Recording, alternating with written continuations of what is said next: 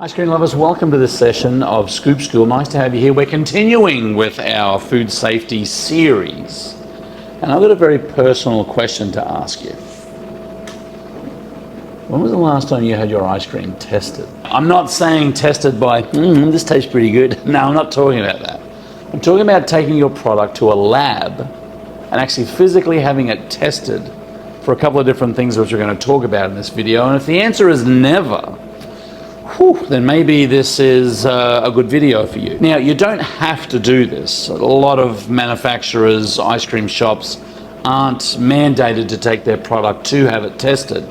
But I think it's a good idea at least once or twice a year. And typically what I encourage people to do is just before the season, just at the end of the season. You know you're going to have very good flow throughout the season. And so being worried about bacteria buildup and rotation of product kind of isn't such a big deal. However, you do need to make sure that your products are safe, particularly when they're not moving all of that fast. So here's step number one. You find yourself a good testing facility. Now, the two that we recommend and the two that we've used before, Eurofins is one of them. We're going to put the link down below. The other one is EMSL. Put the link down below as well. Let's see if they've got a location next to you. Or just do a Google search in your area and find where you can get food testing done. Very important to do that, I think, for a number of different reasons.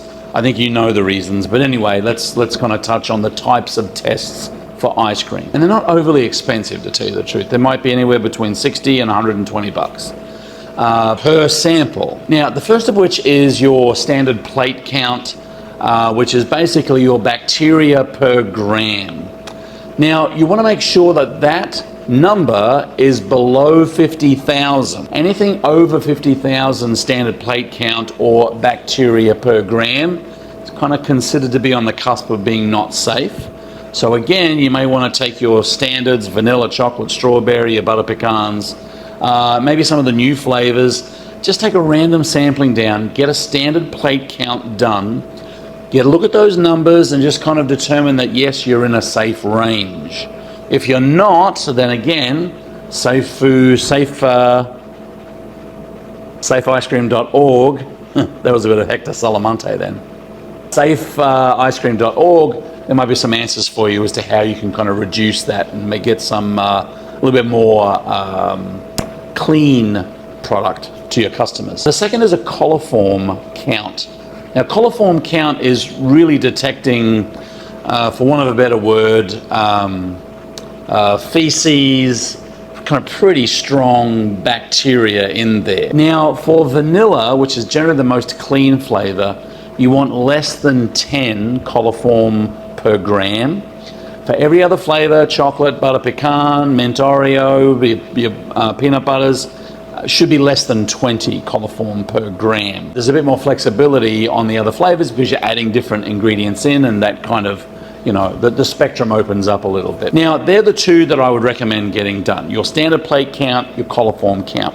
Now, I will say that you can get a fats and solids test done, which will determine exactly what the butterfat content is of your product and your percentage of solids. So your, let's say 10% butterfat, 11% milk solids non-fat, and you'll get a total solids out of that. A little bit more expensive to do that test, but it does give you an idea of where you're sitting at butterfat range.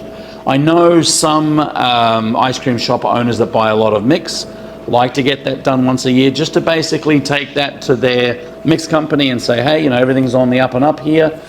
Just basically double checking to make sure that you're getting what you pay for.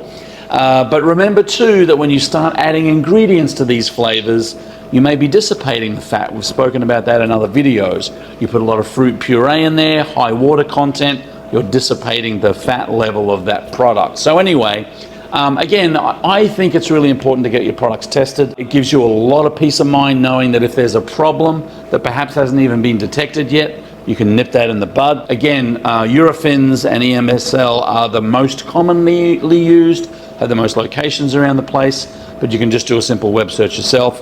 Have a look at those numbers. Interested in whether you get your products tested or not. The Ice Cream Association has a big competition, and part of that competition is getting products tested. So it's nice to be able to have at least a once a year check-in on that as well. But you can do this independently of any other competition just to make sure that your product is safe and well and healthy. Links are all down below. Keep on scooping, folks. See you in the next one.